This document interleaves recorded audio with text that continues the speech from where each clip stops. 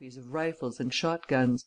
The guests were flocking in from every side, shaking hands with the Comte d'Aigleroche, one of those typical country squires, heavily and powerfully built, who lives only for hunting and shooting. He was standing before the fire with a large glass of old brandy in his hand, drinking the health of each new arrival. Hortense kissed him absently. "What, uncle! You who are usually so sober!" "Pooh!" he said, "a man may surely indulge himself a little once a year." "Aunt will give you a scolding." "Your aunt has one of her sick headaches, and is not coming down. Besides," he added gruffly, "it is not her business, and still less is it yours, my dear child." Prince Rénine came up to Hortense. He was a young man, very smartly dressed, with a narrow and rather pale face, whose eyes held by turns the gentlest and the harshest, the most friendly and the most satirical expression. He bowed to her, kissed her hand and said: "May I remind you of your kind promise, dear madame?" "My promise?" "Yes, we agreed that we should repeat our delightful excursion of yesterday and try to go over that old boarded up place, the look of which made us so curious. It seems to be known as the Domaine de Halingre." She answered a little curtly: "I'm extremely sorry, monsieur, but it would be rather far and I'm feeling a little done up. I shall go for a canter in the park and come indoors again." There was a pause.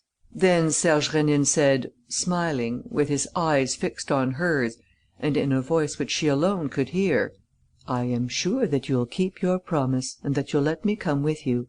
It would be better." "For whom? For you, you mean?"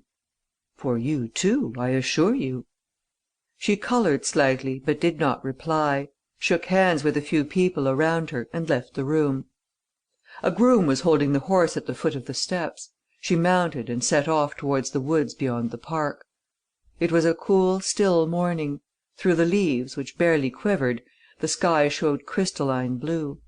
Hortense rode at a walk down winding avenues which in half an hour brought her to a countryside of ravines and bluffs, intersected by the high road. She stopped. There was not a sound. Rossigny must have stopped his engine and concealed the car in the thickets around the If cross roads. She was 500 yards at most from that circular space. After hesitating for a few seconds, she dismounted, tied her horse carelessly, so that he could release himself by the least effort and return to the house, shrouded her face in the long brown veil that hung over her shoulders and walked on. As she expected, she saw Rossigny directly she reached the first turn in the road. He ran up to her and threw her into the coppice. "Quick, quick! Oh, I was so afraid that you would be late, or even change your mind. And here you are! It seems too good to be true." She smiled. "You appear to be quite happy to do an idiotic thing." "I should think I am happy. And so will you be. I swear you will. Your life will be one long fairy tale. You shall have every luxury and all the money you can wish for." "I want neither money nor luxuries." "What then?" "Happiness." "You can safely leave your happiness to me." She replied, jestingly: "I rather doubt the quality of the happiness which you would give me." "Wait, you'll see, you'll see." They had reached the motor. Rossigny, still stammering expressions of delight, started the engine. Hortense stepped in and wrapped herself in a wide cloak.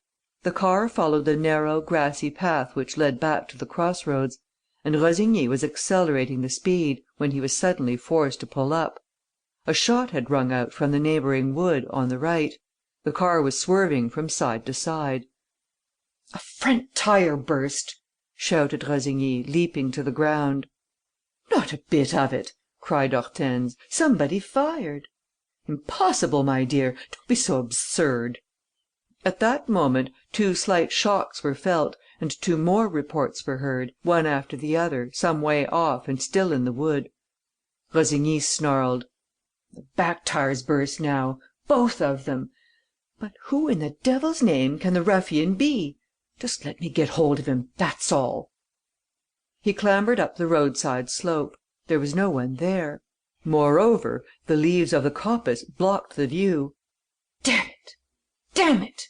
he swore. "You were right. Somebody was firing at the car. Oh, this is a bit thick! We shall be held up for hours. 3 tires to mend."